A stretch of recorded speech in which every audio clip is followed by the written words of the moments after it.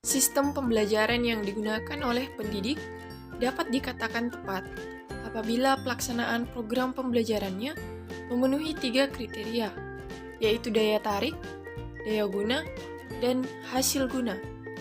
Dengan tidak terpenuhinya salah satu dari 3 kriteria tersebut, berarti sistem pembelajaran bisa dikategorikan kurang baik. Sedangkan organisasi pembelajaran adalah suatu konsep di mana organisasi dianggap mampu untuk terus-menerus melakukan proses pembelajaran mandiri, atau biasa disebut dengan self-learning, sehingga organisasi tersebut memiliki kecepatan berpikir dan bertindak dalam merespon beragam perubahan yang muncul. Tujuan organisasi sumber belajar secara khusus yakni menyediakan berbagai macam pilihan instruksional, penggunaan cara-cara belajar baru yang paling cocok untuk mencapai tujuan program akademis dan kewajiban-kewajiban instruksional lainnya. Kemudian memberikan pelayanan dalam perencanaan, produksi, dan operasional untuk pengembangan sistem instruksional. Kemudian melaksanakan latihan untuk para tenaga pengajar mengenai pengembangan sistem. Kemudian memajukan usaha penelitian penggunaan media pendidikan. Nah, sebagai contoh, perpustakaan merupakan sumber belajar.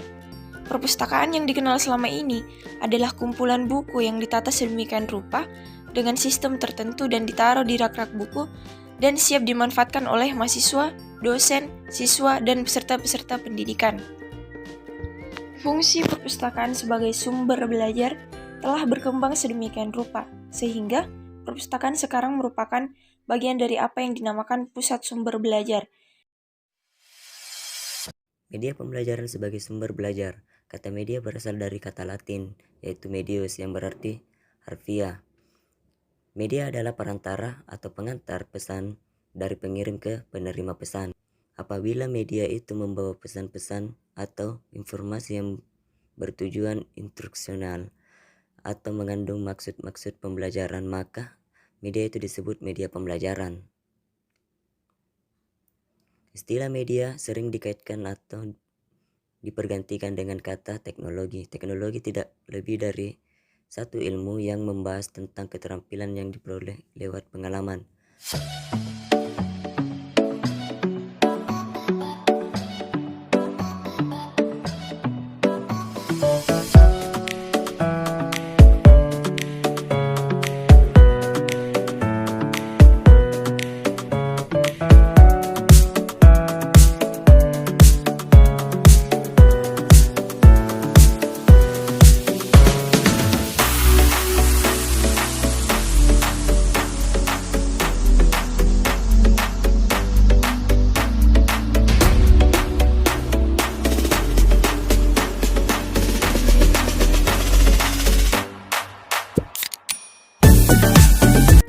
Orientasi organisasi sumber belajar.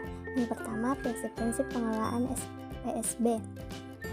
Prinsip pengelolaannya adalah laporan-laporan yang diterima dikirim ke unit fasilitas yang menggunakan sistem komputer dan mengadakan persiapan untuk penerbitannya. Sebagai data dikirim ke unit reproduksi dokumen untuk dibuat mikrofilm, mikrofis atau fotokopi, untuk selanjutnya dikirim ke pusat referensi setiap fakultas dan sebagian lagi dicetak di percetakan universitas.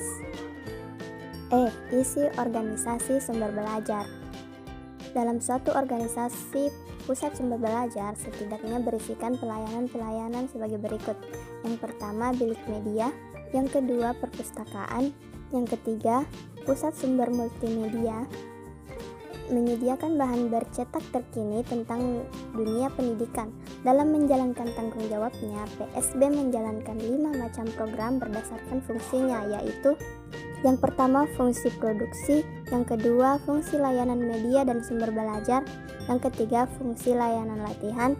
Yang keempat, fungsi penelitian dan pengembangan cara-cara baru dalam pembelajaran.